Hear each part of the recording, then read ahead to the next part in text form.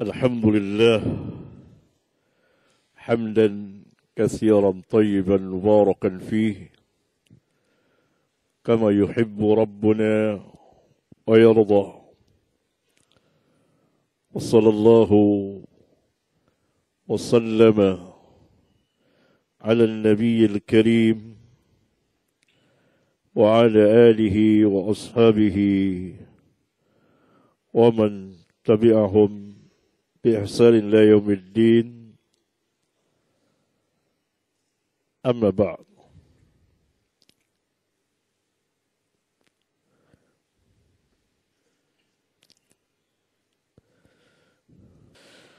Baiklah ikhwan, kita sekarang melanjutkan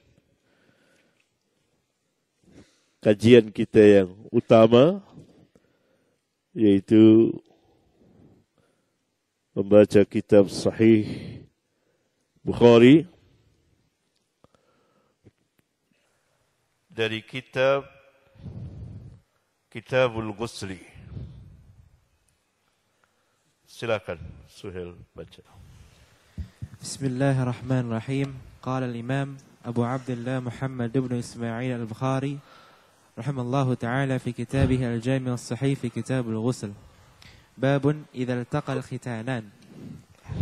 Haddathana Mu'adh ibn Fadalah qala haddathana Hisham qala al-Imam haddathana Abu Nu'aym an Hisham an Qatadah عن الحسن عن أبي رافع عن أبي هريرة عن النبي صلى الله عليه وسلم قال إذا جلس بين شعبها الأربع ثم جلها فقد وجب الغسل. تاباه عمرو عن شعبة مثله. تاباه عمرو عن شعبة مثله. وقال موسى حدثنا أبان قال حدثنا قتادة قال أخبرنا الحسن مثله. معاذ بن فضالة الزهراني أبو الطفاوي أبو زيد البصري ثقة. هشام بن عبد الله أبو بكر الدستوائي ثقة ثبت. أبو نعيم هو فضل بن دكين.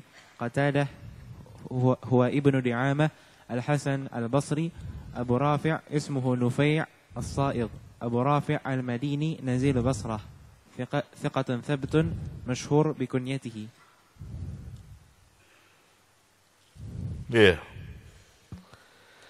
Al-Imam pada bab ke-28 dari Kitabul Ghusli memberikan judul bab Idzal taqal khitanani, apabila bertemu dua khitan.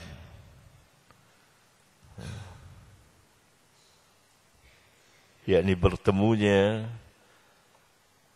farji laki dengan farji perempuan. Yang dimaksud iltaqa di sini adalah dukhul, masuk.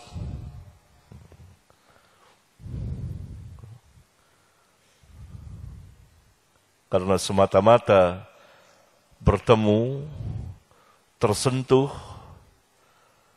tanpa dukhul, masuk, maka tidak mewajibkan mandi janabah, kecuali jika keluar mani. Karena salah satu yang mewajibkan mandi janabah adalah keluar mani. Bab ini dan juga dalam sebagian hadis menjelaskan kepada kita bahwa khitan itu ma'ruf, sangat dikenal di kalangan kaum muslimin, baik bagi laki-laki maupun bagi wanita. Khitan adalah farji laki atau wanita yang telah dipotong. Nah, ini kalau laki yang menutup zakarnya, kulubnya. Ya, itu dipotong. Kita panggil di sini apa namanya? Disunat. Maksudnya itu ini sunnah Nabi sallallahu alaihi wasallam. Orang kita panggil sunat. Itu maksudnya sunnah. Yani sunnah Rasulullah sallallahu alaihi wasallam, laki-laki dikhitan dan wanita dikhitan. Jika wanita, maka biji yang ada di depannya itu ya, itu dipotong sedikit saja. Nah, tentu yang ahlinya lebih tahu. Ya. Saya menjelaskan ini dengan panjang lebar di kitab Menanti Buah Hati dan Hadiah untuk yang dinanti. Di sini dikatakan khitanani, 2 khitan. Menunjukkan bahwa wanita pun dikhitan dan itu ma'ruf. Apalagi ada hadis, silakan baca di kitab yang saya sebutkan tadi. Ada lafaz khitan. Al-Imam rahimahullahu ta'ala melanjutkan, membawakan sebuah hadis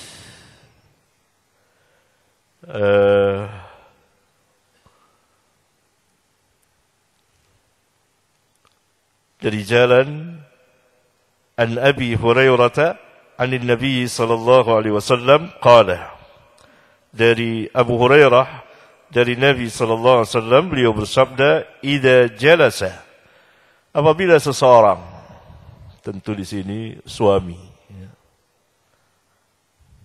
atau secara umum, karena apabila terjadi hubungan seperti hubungan suami istri,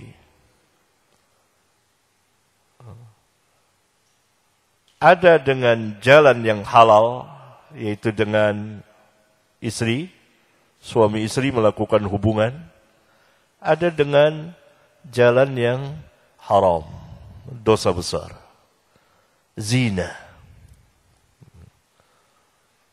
Ketika seseorang melakukan zina, maka tetap dia diwajibkan mandi janabah. Saya terangkan ini agar tidak terpikirkan bahwa yang diwajibkan mandi janabah adalah yang melakukan hubungan dengan yang halal. Tidak.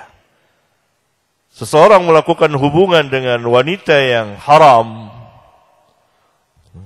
hubungan suami istri, dan itu tidak halal dan dinamakan zina, dan ia melakukan dosa besar, maka tetap disyariatkan, diwajibkan mandi janabah. Ya. Oleh karena itu Al-Imam memberikan judul Idzal taqa al-khitanani, apabila bertemu 2 khitan. Yang dimaksud masuk farji laki ke dalam farji perempuan. Jadi bahasanya halus, idzal taqa. Ya. Dan hadis yang dibawakan, idza jalasa baina syu'abihal arba'in, apabila seseorang duduk di antara 4 cabang wanita, yaitu 2 tangan dan 2 kaki dengan pahanya, yakni di atas. Itu duduk di antara 4 cabang wanita. Ada tafsir yang lain lagi.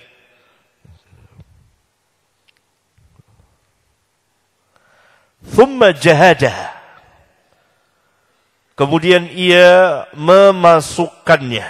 Ini bahasanya harus saya tegaskan. Karena makna jahadaha, dia bersungguh-sungguh, maksudnya dia berusaha, maksudnya adalah dukhul. Masuknya farjinya ke dalam farji wanita. Itu terjadi persetubuhan namanya. Thumma jahadaha. Faqad wajabal ghuslu, maka sungguh telah wajib mandi.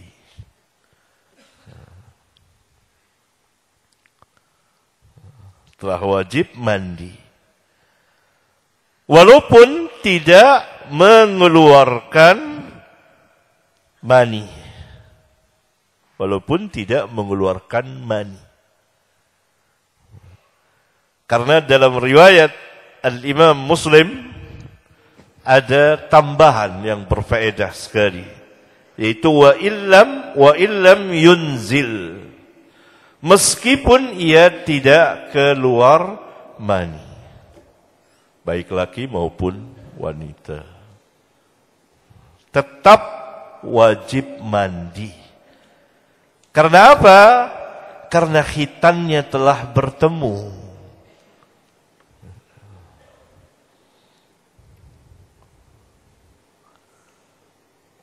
Nah, ini salah satu yang mewajibkan mandi janabah. Berarti yang mewajibkan mandi janabah, pertama, hubungan suami istri ini. Masuknya khitan laki ke dalam khitan wanita.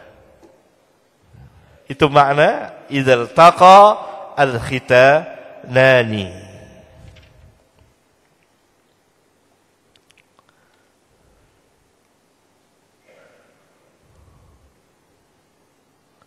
Dalam riwayat Abu Daud dijelaskan oleh Al-Hafidh dengan lafaz al-zaqal, khitan, bil khitan.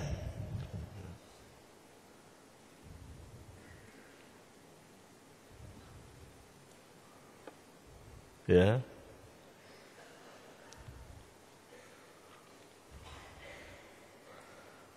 Walaupun tidak mengeluarkan mani, wa illam yunzil. Ini faedah tambahan dari riwayat Imam Muslim.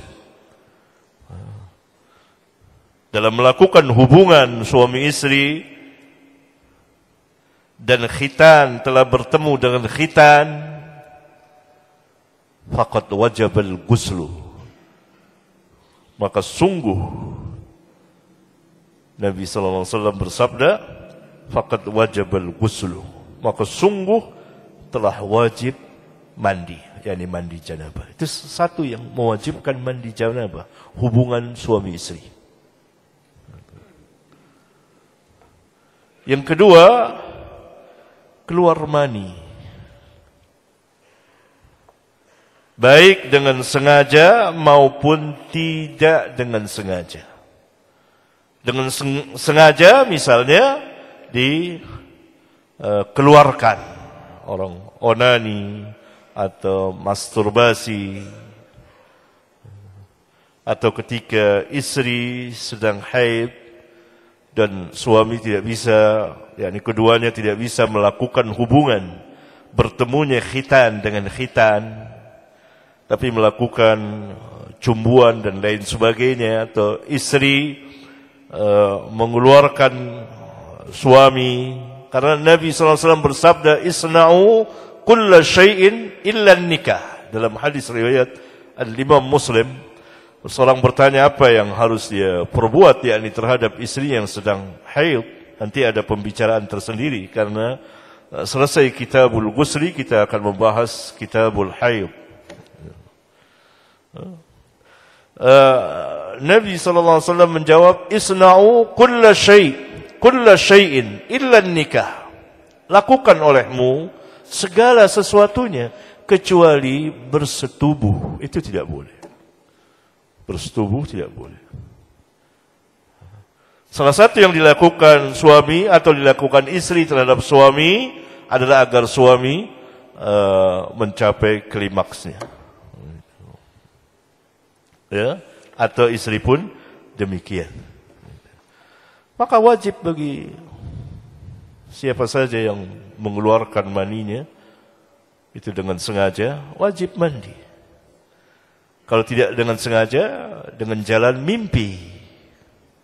Nah, dengan jalan mimpi sebagaimana hadis yang kita baca bab ke berapa?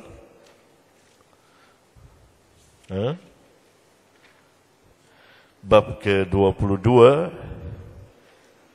Idza ra'atil ma'. Na'am, idza ra'atil ma'. Apabila melihat air, yakni air maninya, basahannya, itu dengan jalan mimpi. Itu yang mewajibkan mandi janabah. Berarti ada dua. Melakukan hubungan, bertemunya khitan dengan khitan. Yang kedua, keluar mani. Baik dengan sengaja atau dengan jalan mimpi. Mimpi kan tidak ada orang bersengaja mimpi, dari mana dia tahu. Tapi dengan mimpi ini dia harus melihat air maninya keluar apa tidak, basah di celananya atau di kainnya. Nah, itu ketentuannya. Kemudian Al-Imam bawakan mutaba'ah dengan lafaz yang sama ini. Al-Hafidh menjelaskan sanadnya. Terus Suhail baca. Babu ghasli ma yusibu min rutubati farjil mar'ah. Bab mencuci yang terkena dari basahan farji perempuan. Cuci. Oleh karena itu Nabi SAW di awal mandi janabah beliau mencuci zakarnya terlebih dahulu. Nanti kita akan buat kesimpulan insyaallah taala. Silakan. Haddatsana Abu Ma'mar قال حدثنا عبد الوارث عن الحسين قال يحيى وأخبرني أبو سلمة أن عطاء بن يسار أخبره أن زيد بن خالد الجهاني أخبره أنه سأل عثمان بن عفان فقال أرأيت إذا جمع الرجل امرأته فلم يمني قال عثمان يتوضأ كما يتوضأ للصلاة ويغسل ذكره قال عثمان سمعته من رسول الله صلى الله عليه وسلم فسألت عن ذلك علي بن أبي طالب والزبير بن عوام وطلحة بن عبيد الله وأبي بن كعب فأمروه بذلك قال يحيى وأخبرني أبو سلمة أن عروة بن الزبير أخبره أن أبا أيوب أخبره أنه سمع ذلك من رسول الله صلى الله عليه وسلم.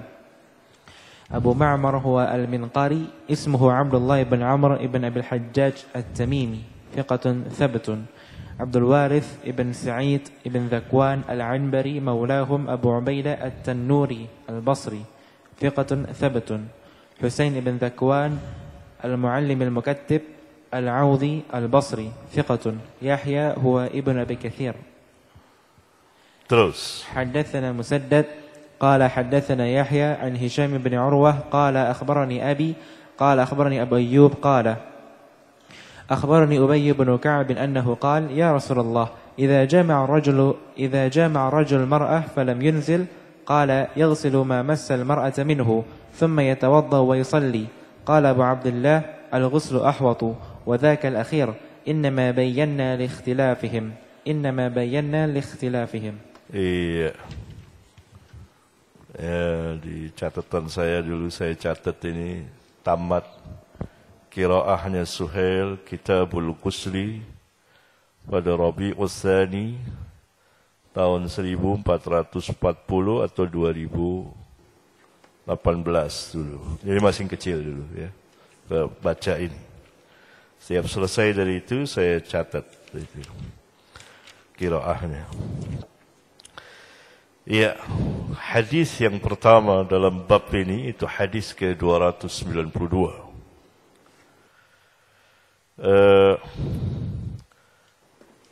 Al-Imam rahimahullah ta'ala meriwayatkan dengan sanadnya sampai kepada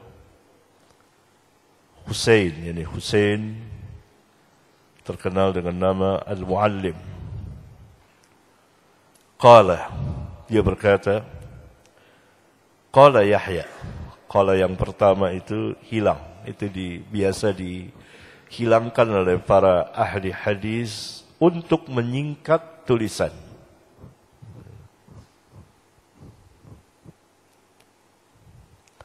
Ya, haddatsana aja biasa mereka singkat dari sana. Kemudian disingkat lagi jadi na. Akhbarona mereka singkat jadi ana. Itu istilah mereka untuk menyingkat karena mereka menulis. Maka qalanya Husain dihapus. Qala Yahya, berkata Yahya, wa akhbaroni.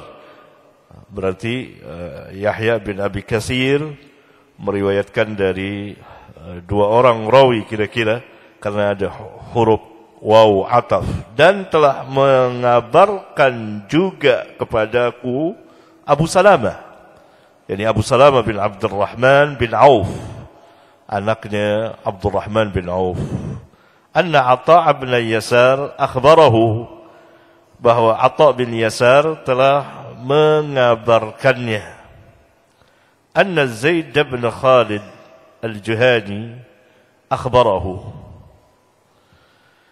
bahwa Zaid bin Khalid al-Juhani, sahabiyun jalil, mengabarkan kepadanya, annahu sa'ala Utsman bin Affan, bahwa dia pernah bertanya kepada Utsman bin Affan. Faqala, pertanyaannya, yakni dia bertanya, dia berkata, ara'aita idza jama'a ar-rajulu imra'atahu falam yumni. Bagaimana pendapatmu? Yani beritahukan kepadaku apabila seseorang menjimai istrinya tetapi ia tidak keluar mani. Apakah ia harus mandi atau bagaimana? Qala Utsman menjawab, yatawadda'u kama yatawadda'u lis-salati wa yaghsilu dzakarahu. Ia berwudu sebagaimana wudunya untuk salat, dan sebelumnya ia mencuci zakarnya. Cukup itu. Faqala Utsman, maka Utsman berkata, sami'tuhu min Rasulillah sallallahu alaihi wasallam. Aku mendengar ini, yakni jawaban yang aku berikan kepadamu apabila seseorang itu menjimai istrinya tetapi tidak keluar maninya, maka cukup mencuci zakarnya dan berwudu seperti wudunya untuk salat. Aku dengar ini dari Rasulullah sallallahu alaihi wasallam. Sami'tuhu min Rasulillah sallallahu alaihi wasallam. Aku mendengarnya, yakni jawabanku ini kepadamu, kata Utsman, dari Rasulullah sallallahu alaihi wasallam. Khalid Zaid bin Khalid al-Juhani bertanya lagi kepada sebagian sahabat yang lain. Fasa'altu an dzalika Ali bin Abi Thalib wa Zubair bin al-Awwam wa Talha bin Ubaidillah wa Ubay bin Ka'b radhiyallahu anhum fa'amaruhu bidzalik. Lalu aku bertanya hal yang sama kepada Ali bin Abi Thalib dan Zubair bin Awam dan Talha bin Ubaidillah dan Ubay bin Ka'ab, ini pembesar para sahabat semuanya radhiyallahu anhum, dan mereka semuanya memerintahkan seperti Utsman memerintahkan kepadaku, cuci zakarmu dan berwudu apabila engkau menjimai istrimu dan tidak keluar mani. Qala Yahya, berkata Yahya bin Abi Katsir dengan sanad sebelumnya, wa akhbarani Abu Salamah anna Urwa bin Zubair akhbarahu anna Aba Ayyub akhbarahu annahu sami'a dzalika min Rasulullah sallallahu alaihi wasallam. Telah mengabarkan kepadaku, berkata yakni Yahya bin Abi Katsir mengatakan telah mengabarkan kepadaku Abu Salamah bahwa Urwah bin Zubair mengabarkan kepadanya anna Aba Ayyub, bahwa Abu Ayyub, yani Abu Ayyub sahabiyun jalil al-Ansari, akhbarahu, mengabarkan kepadanya annahu sami'a dzalika min Rasulillah sallallahu alaihi wasallam. Beliau pun mendengar yang demikian dari Rasulullah sallallahu alaihi wa ala alihi wasallam. Kemudian hadis nomor 293 menjelaskan bahwa Abu Ayyub mendengar dari Ubay bin Ka'ab. Ini berarti ada dua jalan dari Abu Ayyub. Dia mendengar langsung dari Rasulullah SAW dan dia juga mendengar hadis ini dari Ubay bin Ka'ab, dari sahabatnya Ubay bin Ka'ab, dan Ubay bin Ka'ab dari Nabi, dari Rasulullah sallallahu alaihi wasallam. Perhatikan sanadnya. Al-Imam meriwayatkan dari Hisham bin Urwah, qala akhbarani abi, qala akhbarani Abu Ayyub, qala akhbarani Ubay bin Ka'ab annahu qala. Ini dia. Ya. Nah, ini oleh sebagian dipertentangkan, adakan satu perlawanan di antara dua riwayat ini. Riwayat pertama, riwayat Abu Salamah bin Abdurrahman bin Auf dari Urwah, ini akronnya, dari Abu Ayyub. Abu Ayyub dari Rasulullah sallallahu alaihi wasallam. Sedangkan riwayat yang kedua, riwayat Hisham dari bapaknya yaitu Urwah bin Zubair. Urwah dari Abu Ayyub, Abu Ayyub dari Ubay bin Ka'ab. Dan sebagian menolak riwayat Abu Salamah dari Urwah dari Abu Ayyub, Abu Ayyub dari mendengar langsung dari Rasulullah SAW, dan mereka ingin menghadapkan riwayat Abu Salamah bin Abdurrahman dengan riwayat Hisham bin Urwah, tapi mereka kecewa karena Abu Salamah bin Abdurrahman adalah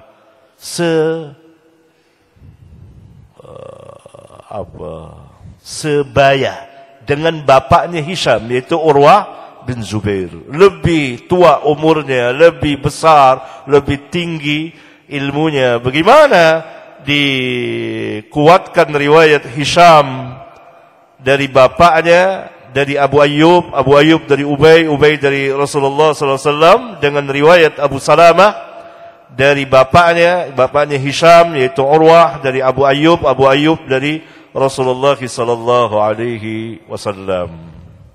Harusnya hadis itu didudukkan pada tempatnya masing-masing, tidak dipertentangkan. Wah, ini bertentangan, ini riwayatnya lebih kuat, sehingga yang satu diterima, yang satu ditolak.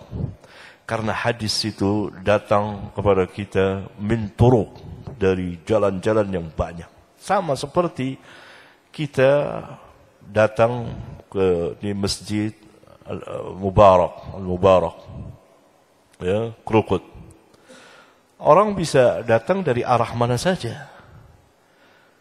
Dari arah selatan, dari arah sini, utara, dari mana saja orang bisa ada turuk untuk mendatangi masjid ini. Jalannya tidak satu.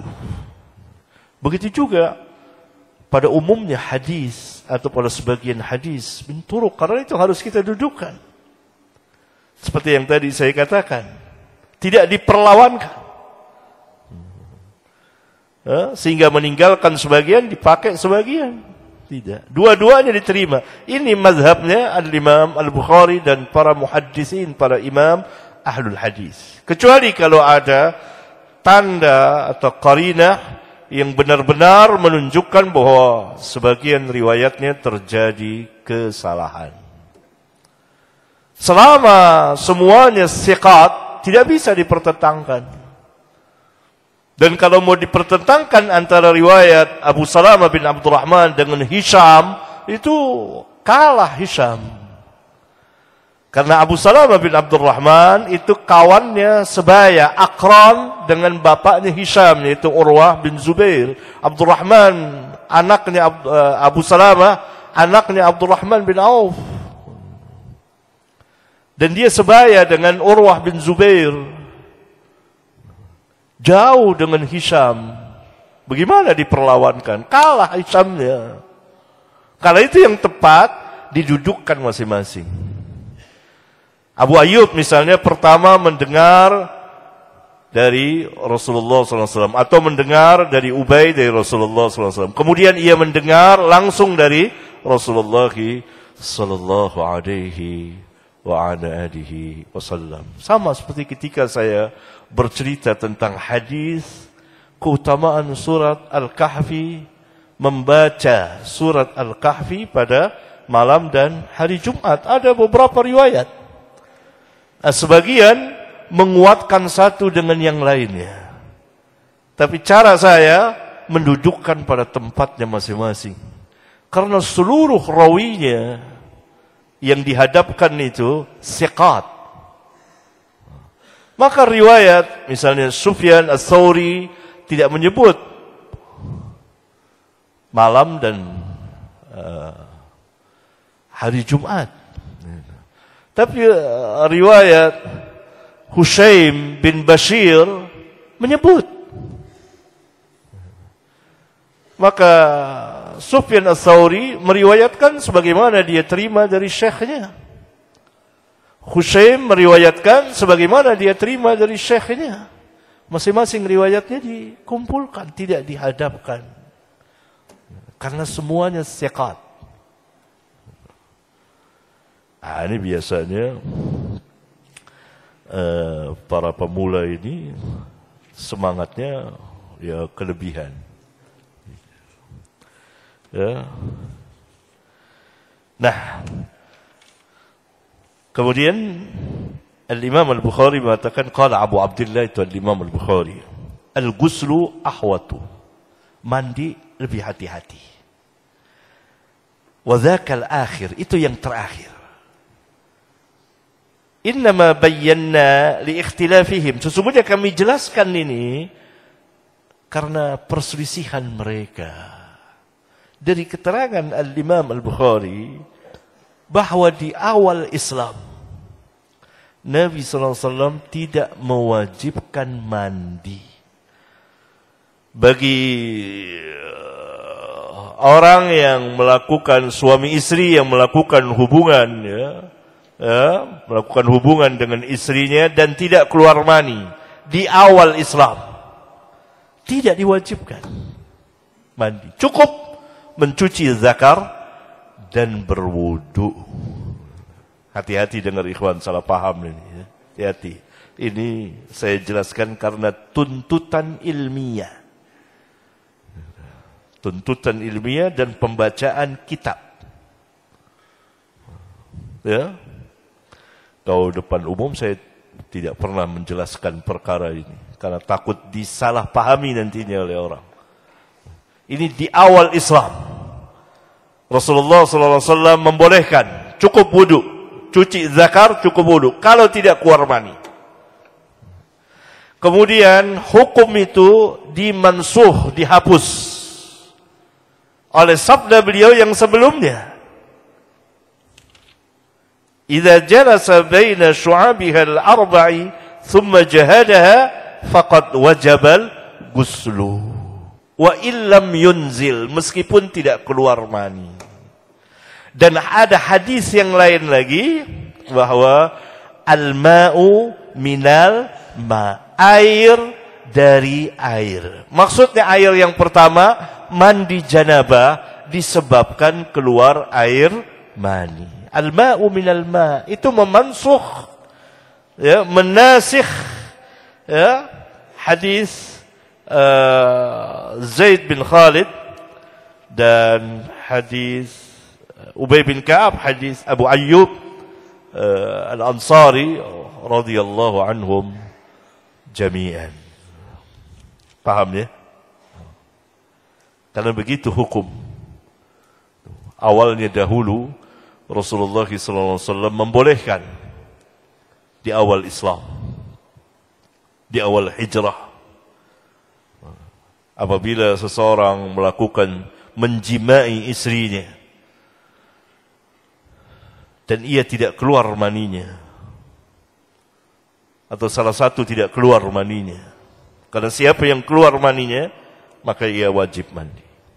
Ketika tidak keluar, maka Nabi SAW mencukupi dengan, yakni membolehkan mencukupi dengan mencuci zakar dan berwudu seperti wudunya untuk salat, sebagaimana wudunya lis salat, yakni wudu secara syar'i cukup, tidak perlu mandi. Itu di awal Islam.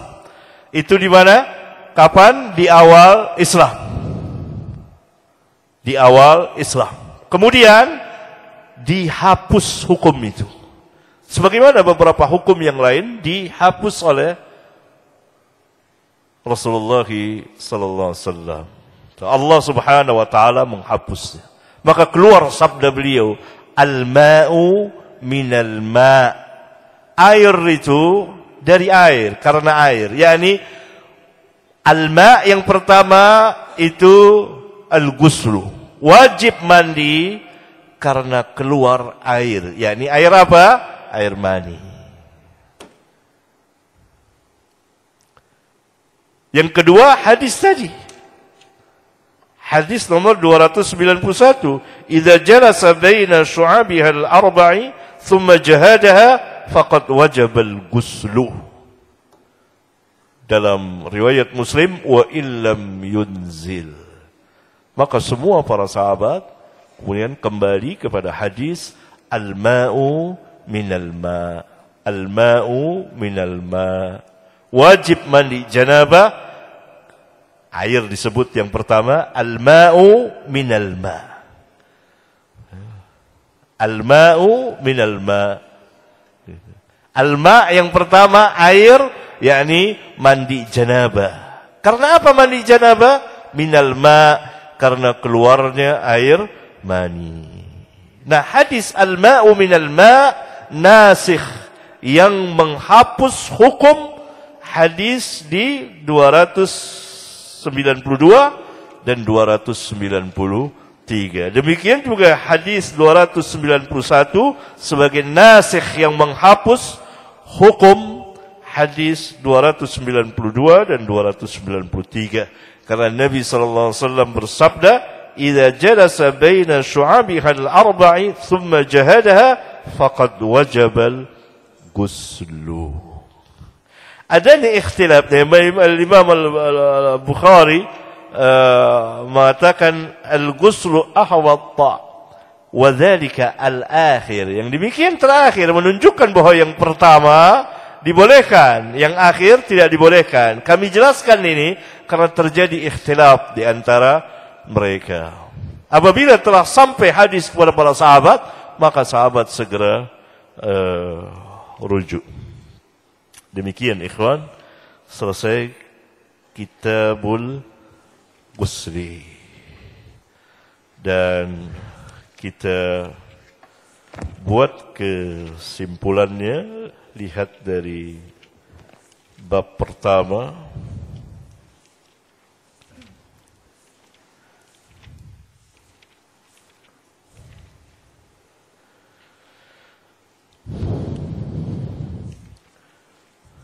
Dalil tentang wajibnya mandi bagi orang yang junub berdasarkan dua ayat Al-Quran.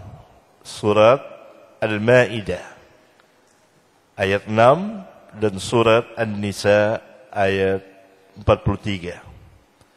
Dalam surat Al-Ma'idah Allah Subhanahu wa taala berfirman, "Wa in kuntum junuban fattahharu." Maksud fattahharu dijelaskan oleh ayat 43 surat An-Nisa, yaitu hatta taqtasilu. Wala junuban illa abiri sabilin hatta taqtasilu. Kemudian dijelaskan juga oleh hadis-hadis.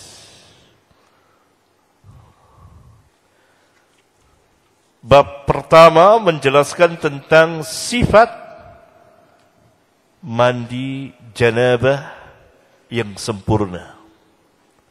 Ada dua riwayat. Riwayat Aisyah dan riwayat Maimunah radhiyallahu anhuma. Riwayat Aisyah, jika kita kumpulkan seluruh riwayatnya, dan saya di kitab Al-Masail jilid 3, khususnya cetakan baru oleh Maktabah Muawiyah bin Abi Sufyan, saya beri kurung kotak tambahan-tambahan dari riwayat Al-Imam Muslim. Dari riwayat Al-Imam, dari hadis Aisyah. Dan tambahan-tambahan tersebut sebagiannya dari riwayat Al-Imam Muslim. Misalnya pertama dalam riwayat dari hadis Aisyah, hadis ke-248, Nabi sallallahu alaihi wasallam biasa apabila bangun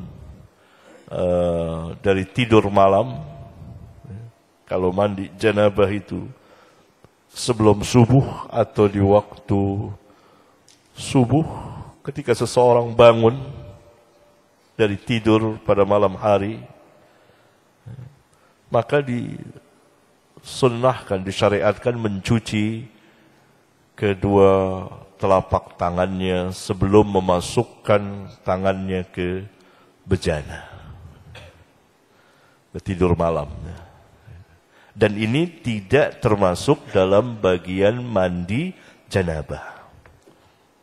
Karena kalau tidak berjanabah juga disukai kita. Apabila bangun subuh atau sebelum subuh, disukai kita mencuci dulu, guyur telapak tangan sampai pergelangan 3 kali. 3 kali. Kemudian dalam riwayat Aisyah juga dijelaskan mencuci farji. Di Bukhari tidak disebut. Itu riwayat Al-Imam Muslim. Riwayat Bukhari tidak menyebutkannya. Riwayat Bukhari menyebutkannya, anna Nabi sallallahu alaihi wasallam kana idza iktasala minal janabati bada'a faghasala yadayhi. Seperti tadi saya jelaskan. Kemudian thumma yatawaddau kama yatawaddau lis-shalah. Kemudian beliau berwudu sebagaimana wudunya untuk salat. Ini dia mencuci kedua tangan, kemudian berkumur-kumur, menghisap air ke hidung dan mengeluarkannya, mencuci mukanya, mencuci kedua tangannya, ya. Lalu thumma yudkhilu asabi'ahu fil ma'i fayukhallilu biha usula sya'arihi atau sya'arihi. Kemudian ia memasukkan jari-jemarinya ke dalam air, yakni bejana, lalu ia menyelah-nyelahi pangkal rambutnya. Bagi yang tebal rambutnya. Setelah itu thumma yusubbu ala ra'sihi 3 ghurafin biyadayhi. Kemudian ia menuangkan air ke kepalanya 3 kali dengan kedua tangannya, atau dengan gayung bisa. Dari sebelah kanan kepala, kemudian sebelah kiri kepala. Ada babnya tersendiri. Nah, di hadis Aisyah ini tidak di Bukhari tidak dijelaskan bahwa Nabi SAW mengakhirkan mencuci kedua kaki. Tapi dalam riwayat Muslim terdapat tambahan bahwa Nabi SAW mengakhirkan mencuci kedua kakinya. Yakni, setelah kepala, ya, siram 3 kali di sela-sela, kemudian siram 3 kali, thumma yufidu ala jildihi kullihi. Kemudian beliau mengalirkan air ke tubuhnya semuanya. Karena itu hakikat mandi. Oleh karena itu, Al-Hafidh membawakan perkataan Asy-Syafi'i di kitab Beliau menjelaskan bahwa Allah faradallahu ta'ala al-ghusla mutlaqan. Lam yadhkur aw yudhkar fihi syai'an, lam yadhkur fihi syai'an yubda'u bihi qabla syai'. Allah Ta'ala telah mewajibkan mandi janabah secara mutlak. Dan Allah tidak menyebut sesuatu yang sebelum itu dimulai oleh sesuatu apa? Enggak. Fakaifa ma jaa bihi al-muqtasilu ajza'ahu. Bagaimana caranya saja seorang yang mandi janabah itu, yakni caranya bagaimana? Yang penting yakni apabila dia menyiramkan air ke seluruh badannya. Bagaimana saja caranya? Itu sudah memenuhi kewajibannya. Itu kewajiban yang pertama. Seorang niat mandi janabah, dia niat tentu di hati. Dari bangun tidur dia sudah niat saya mau mandi janabah, bukan tidak dilafazkan. Dia sudah mandi. Ini yang membedakan antara mandi dia dengan mandi ibadah dan mandi adiyah. Adat, mandi biasa. Itu yang membedakannya, niat. Dia nyiramkan air ke seluruh tubuhnya, mengalir. Itu hakikat mandi. Tidak dikatakan mandi al-ghuslu, baik mandi adiyah, kalau tidak menyiramkan air ke seluruh tubuh. Dari ujung kepalanya sampai ujung kaki. Dia telah memenuhi kewajibannya. Dalilnya mana? Imam Asy-Syafi'i berdalil dengan ayat tadi. Dalam surat Al-Maidah, wa in kuntum junuban fattahharu. Jika kamu berjanabah, maka mandilah. Kemudian ayat wala junuban illa abiri sabilin hatta taqtasilu.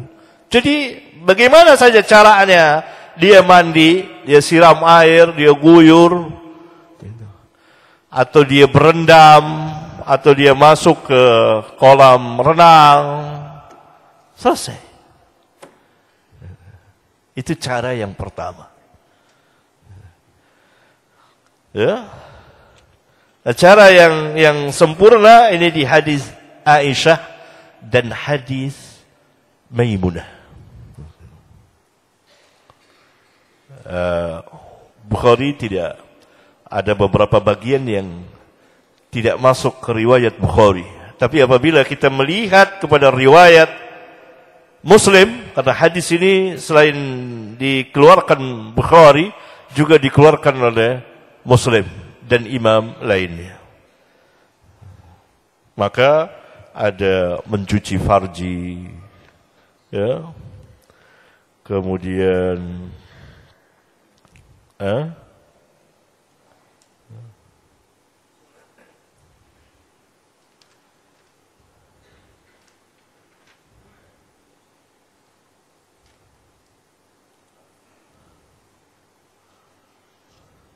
faedahnya besar sekali.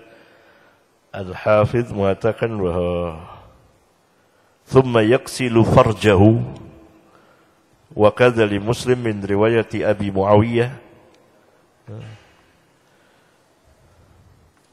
wa hiya ziyadatun jalilah. Ini tambahan yang besar sekali.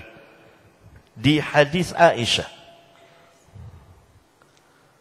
Berarti pertama, ya, kalau bangun tidur malam, mencuci telapak tangan 3 kali.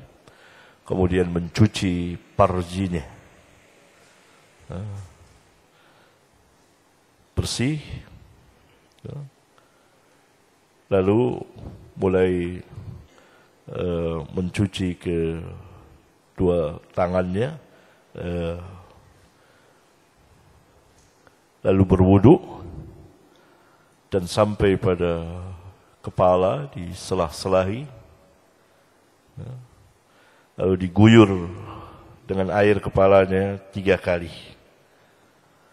kemudian menyiram ke seluruh tubuh, dan apabila telah selesai mandi janabah, tentu sabunan, ada sampo, apa,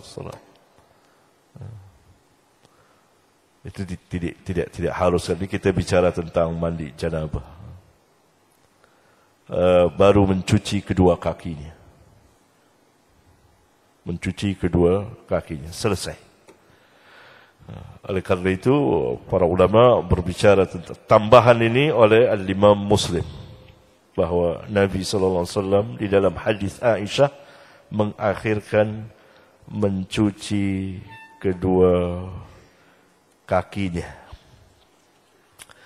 Dalam riwayat Imam Muslim disebutkan thumma afadha ala sa'iri jasadihi. Kemudian setelah berwudu sampai kepala tadi siram 3 kali, disela-selahi dan siram 3 kali. Kemudian beliau menyiram air ke seluruh tubuhnya. Thumma ghasala rijlaihi. Kemudian beliau mencuci kedua kakinya. Tambahan ini memang diperselisihkan oleh ulama, tetapi ini ada syahidnya. Ya. Berarti di hadis Aisyah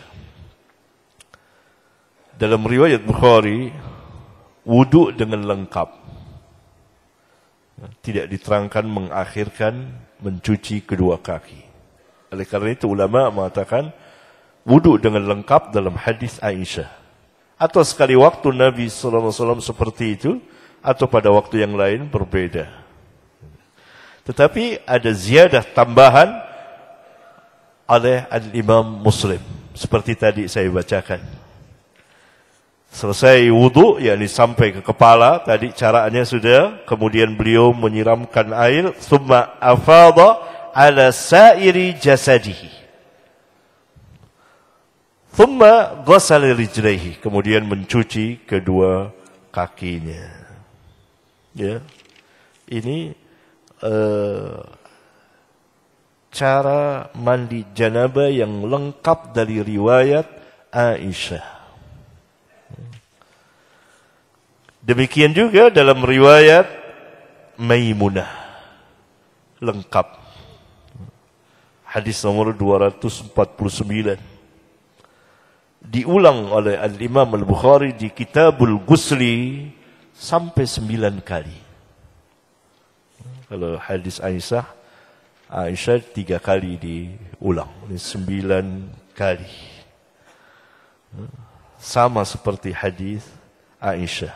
Hanya di situ ada tambahan, setelah mencuci farjinya, beliau menggosokkan tangan kirinya ke dinding. Kemudian mencucinya.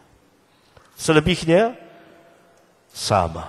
Kalau itu Maimunah mengatakan hadhihi ghusluhu minal janabah. Ini adalah cara mandi beliau dari janabah. Kemudian hadis yang atau bab yang kedua, hadis nomor 250.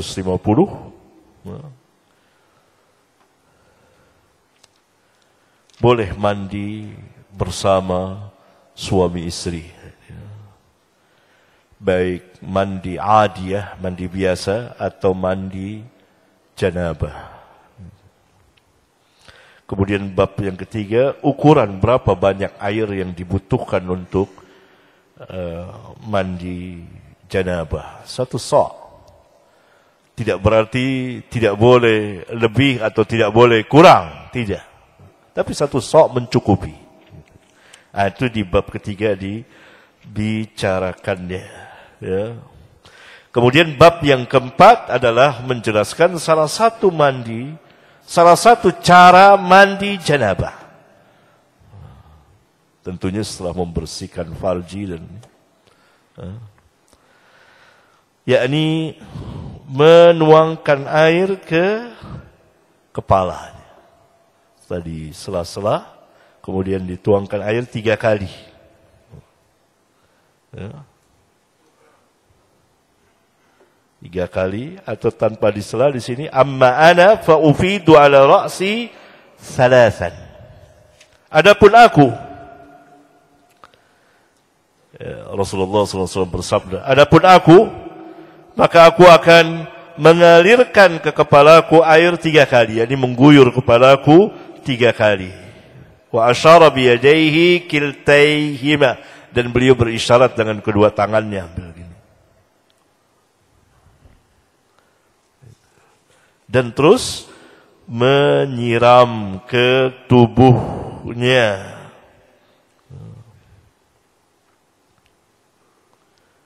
Ini di hadis 254, ya, hadis Jubair bin Mut'im. Kemudian di hadis 255 hadis Jabir bin Abdullah, kana Nabi sallallahu alaihi wasallam yubrigu ala ra'sihi 3. Adalah Nabi SAW biasa menuangkan air ke kepalanya 3 kali, kemudian mengalirkan air ke seluruh tubuhnya. Dan itu dijelaskan di hadis nomor 256 dari hadis Jabir. Kana Nabi SAW ya'khudhu 3 akuffin wa yufiduha ala ra'sihi, thumma yufidu ala sa'iri jasadihi. Nabi SAW mengambil dengan kedua tangannya, yakni air, lalu menuangkan ke kepalanya. Dalam riwayat sebelumnya, yaitu hadis nomor 255, beliau menuangkannya 3 kali. Thumma yufidu ala sa'iri jasadihi. Kemudian beliau mengalirkan air ke seluruh tubuhnya. Ini salah satu sifat dari sifat-sifat mandi janabah. Berarti ada 3. Tertibnya, niat mandi janabah, niat di hati, artinya menyengaja untuk mengerjakan sesuatu perbuatan dengan pengetahuan. Itu niat, al-qasdu artinya. Tidak ada ucapan. Seorang dia berjanabah, saya udah niat di hatinya, tergerak dengan sendiri, dia akan mandi janabah. Itu yang membedakannya. Menyiramkan air ke seluruh tubuh. Bagaimana saja caranya? Dengan shower, dengan gayung, berendam di bathtub, nyebur ke kolam renang. Selesai. Kalau antum nyebur ke kolam renang merasa belum masih janabah, ya. Ulama dulu ya anggap udah ada cerita menarik gitu. Orang saking was-wasnya, dia sudah mandi menyelam, dia merasa belum mandi janabah. Lalu kata ulama, ya sudah, antum bebas taklif. Karena hanya orang yang gila yang mengatakan seperti itu, dibebaskan taklif. Was-was sampai demikian, menyelam masih belum merasa mandi janabah. Begitu penyakit was-was. Nah, itu cara yang pertama. Cara yang kedua ini di bab keempat dijelaskan, kemudian di bab keenam dijelaskan, yaitu menuangkan air ke kepala 3 kali. 1, 2, 3, kemudian menyiram ke seluruh tubuh. Ini sunnah Nabi SAW. Nabi SAW mengatakan, amma ana fa ufidu ala ra'si 3. Dan beberapa hadis di bab keempat, yaitu hadis Jubair bin Mut'im dan hadis Jabir bin Abdullah, ada 2 riwayat radhiyallahu anhum jami'an. Itu yang cara yang kedua. Cara yang ketiga, sebagaimana saya jelaskan di awal dari hadis Aisyah dan hadis Maimunah. Itu lengkap, dua hadis itu. Aisyah dan Maimunah. Yang lengkap tentu hadis, lebih lengkap ya hadis Aisyah. Ada banyak tambahannya. Ya. Babul ghusli marratan wahidatan, sekali mandi cukup sebetulnya. Ambil wudu, bersihkan ini, terus siram, selesai itu sudah mandi janabah. Ya, kemudian bab yang ke-6 juga ini menjelaskan fa akhadha bi kaffihi fa wada'a bi shikki ra'sihi al-ayman thumma al-aysar. Ia mulai dari kepala sebelah kanan dan kepala sebelah kiri. Mulai dari situ. Faqala bihima ala ra'sihi. Dan ini nanti ada bab tersendiri. Ya, kemudian bab ke-7, bab ke-8, bab ke-9. Ya. Kemudian bab ke-10 mengenai tafriqul ghusli wal wudu telah kita bahas, ya, tentang permasalahan ini panjang lebar, ya. Kemudian tentang permasalahan jima dan akan mengulang. Seorang jima dengan istrinya kemudian dia akan mengulang. Maka disukai ada dua keadaan. Keadaan pertama, dia mandi. Itu lebih baik, ya. Atau dia tidak mandi juga tidak apa-apa, ya. Ini ada riwayat sudah kita bacakan. Ya, ini kalau dia pada istri yang lain mungkin itu mandi, ya. Kalau pada istri-istri itu juga, ya, cukup dia berwudu saja, mustahab wudu. Dalam riwayat Imam Muslim, "Idza ata ahadukum ahlahu, thumma arada an ya'uda falyatawadda bainahuma wudu'an." Apabila seseorang mendatangi istrinya, ini bahasanya halus sekali. Mendatangi istri maksudnya menjimai istrinya, kemudian dia ingin mengulang perjimaan itu dengan istri itu, maka hendaklah dia wudu di antara kedua jima itu, akan mengulang wudu. Yakni disukai. Ini di hadis sahih dikeluarkan oleh Al-Imam Muslim, ya. Dan terus ini pembicaraan mengenai itu. Kemudian bab ke-13 tentang madhi, bagian dari yang najis madhi. Bab 14 dan seterusnya ini, saya kira. Kemudian bab 19 ada bab tersendiri, bab man bada'a bisyikki ra'sihi al-ayman fil ghusli. Memulai dari mandi janabah ya, dengan bagian yang sebelah kanan tubuh, disukai. Kemudian bab 20 tentang permasalahan mandi dengan tidak berpakaian, telanjang, ya, sudah kita bahas. Kemudian orang yang bermimpi bersetubuh, ini ada dua keadaan, dia keluar maninya terlihat basahan atau tidak. Kalau dia bermimpi bersetubuh, dalam mimpi itu dia keluar maninya, tetapi begitu bangun tidak ada basahan, maka tidak wajib, baik bagi laki maupun wanita. Tetapi apabila dia bermimpi bersetubuh dan ketika bangun ada basahan, idza ra'atil ma', kata Nabi sallallahu alaihi wasallam, maka wajib mandi. Dan kita sudah membahasnya. Kemudian innal mu'min la yanjus juga sudah kita bahas. Kemudian orang yang junub itu tidak najis. Apa yang terlarang bagi orang yang junub? Dari hadis-hadis yang sahih itu hanya satu. Apa? As-salah. Adapun masuk masjid, dalilnya dhaif, dalil larangan. Membaca Quran, dalilnya dhaif.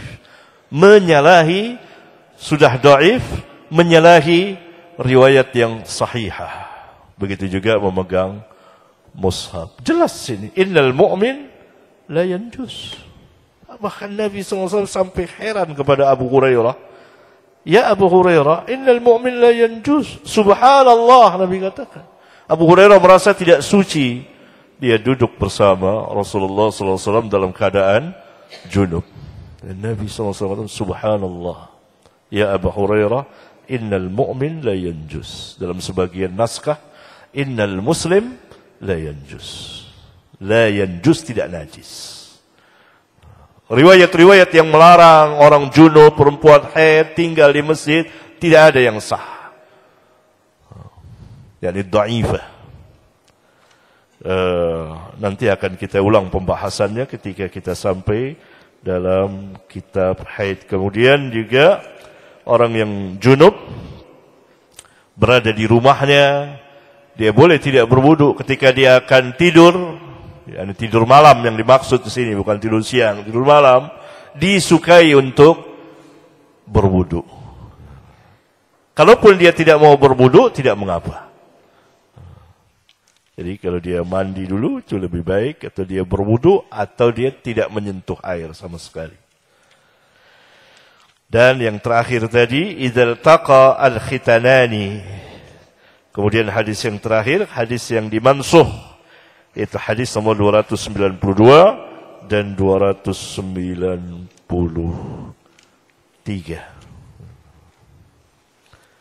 Ini saya selalu membina fikih atas dasar Alkitab dan Sunnah. Itu aslul dalil. Aslul dalil itu. Jika kita tidak atau saya tidak paham, maka saya minta bantuan ulama untuk memahaminya. Jika terjadi khilaf, maka dipilih. Saya memilih mana yang lebih mendekati kebenaran. Itu sebetulnya fikih para a'immatul madzahib. Kalau antum mempelajari cara mereka berdalil. Tentu saja ini akan terjadi perbedaan dengan sebagian kaum mazhab. Ya, tentu. Tetapi mazhab atau manhaj para sahabat apabila telah tegak dalil, maka dia pegang dalil itu. Nanti kita akan lanjutkan. Pada Sabtu yang akan datang, ya, masih masuk kita insyaallah taala, kita akan masuk ke Kitabul Haid. Kitabul Haid. Barangkali ini ikhwan sekalian, mudah-mudahan bermanfaat bagi kita semuanya dan dapat kita amalkan dengan memohon kekuatan. Karena memang sebagaimana zikir yang sangat terkenal, yaitu apa? La haula wa la quwwata illa billah. La haula wa la quwwata illa billah. سبحانك اللهم وبحمدك أشهد أن لا إله إلا أنت استغفرك وأتوب إليك والسلام عليكم ورحمة الله وبركاته.